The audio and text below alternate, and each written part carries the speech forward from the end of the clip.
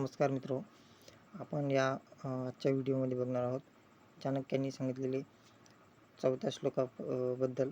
त्यामध्ये त्यांनी म्हटलं आहे, नेहमी योग्यच ठिकाणी द्यावे. म्हणजे आपण आपला वेळ कोणत्या ठिकाणी दिला पाहिजे. मूर्ख शिष्योपदेशेन दुष्ट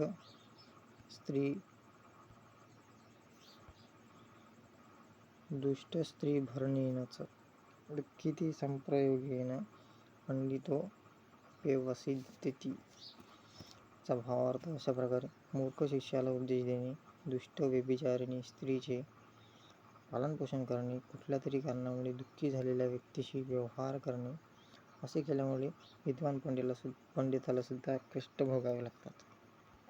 स्पष्टीकरण अशा प्रकारे. गुरुकडे अनेक शिष्य शिकायला येतात.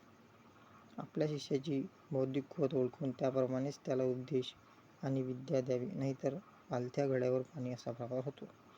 तसेच जी स्त्री स्वभावतः दुष्ट प्रवृत्तीची आहे, जिचे अनेक पुरुषांशी संबंध आहे, अशा स्त्रीचे भरण पोषण करून अंती आपल्या पदरात दुःखच पडणार. तसेच चाणक्य असेही म्हणतात की दुःखी व्यक्तीशीही व्यवहार करू नये. याचा अर्थ समजावून घेतला पाहिजे. तो म्हणजे एखादा माणूस रोगाने पीडित असतो तेव्हा त्याचा रोग आपल्याला लागू शकतो, किंवा एखाद्या व्यक्तीचा धंदा उडाल्यामुळे तो दुःखी असेल तर अशा माणसापासून 4 हात दूर राहिलेले बरे असते. त्यांना परतफेडीची अपेक्षा न ठेवता हवी तर मदत करावी, पण त्यांच्याशी व्यवहार करण्यात मात्र आपल्याला दुःख कष्टच होणार, हे लक्षात ठेवावे. बघा, यामध्ये चाणक्यांनी सखोल अशी माहिती दिलेली आहे. त्यामध्ये त्यांनी म्हटलेलं आहे की आपण कोणत्या व्यक्तीशी व्यवहार केला पाहिजे, कोणत्या व्यक्तीशी आपण संपर्क करू नये.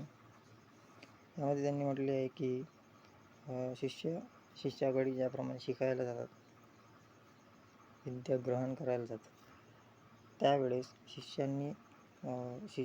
शिष्यांची कुवत बघून गुरूंनी सुद्धा जेवढे ज्ञान त्याला पुरेसे आहे तेवढेच द्यावे.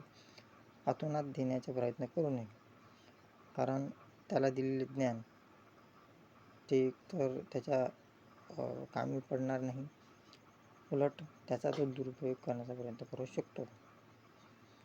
दुसरा, व्यभिचारिणी स्त्री आणि दुष्ट प्रवृत्तीची स्त्री हिचं पालनपोषण करू नये, त्याशी संबंध सुद्धा ठेवू नये, आणि कुठल्या तरी कारणाने ग्रस्त असलेल्या दुःखी व्यक्तीशी आपण व्यवहार सुद्धा करू नये. संभवतः आपल्याला दुःख आणि कष्टच होणार, असे चाणक्यांनी म्हटलेले आहे. आय होप तुम्हाला व्हिडिओ समजलेला असेल. धन्यवाद.